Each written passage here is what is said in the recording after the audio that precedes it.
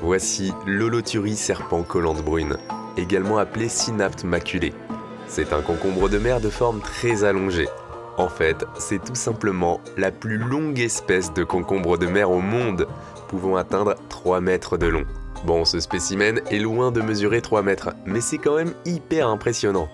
La bouche est entourée d'une quinzaine de tentacules mobiles, peinés de petits organes préhensils qui ressemblent à des plumes. Car ouais, comme toutes les holoturies de l'ordre des Apodida, cette espèce se nourrit en ingérant du substrat sableux, qu'elle trie grossièrement et porte à sa bouche pour en digérer les particules organiques. C'est ce qu'on appelle un détritivore. Sur le corps de la synapte, on peut voir des sortes de vésicules verruqueuses, qui sont en fait des amas de spicules.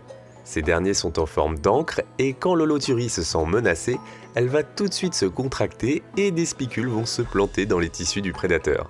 Je vais essayer de le toucher, j'en ai jamais touché. Je sais pas trop comment il va réagir. On a un peu rien à foutre avec sa tête. Ouais, il en a un peu rien à foutre. Ah, il est tout... C'est tout léger. Ah oui, il a la tête là-bas, il s'en bat les couilles. Par contre, ça a l'air très fragile. J'ai l'impression que ça peut se casser trop facilement. Oh, c'est ignoble.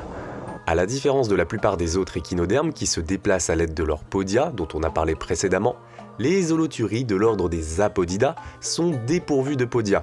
C'est justement dans l'étymologie de leur nom, avec un A privatif, Apodida. À la place, elles se déplacent principalement sur les sédiments meubles grâce à des mouvements ondulatoires du corps et à l'utilisation des muscles longitudinaux et circulaires.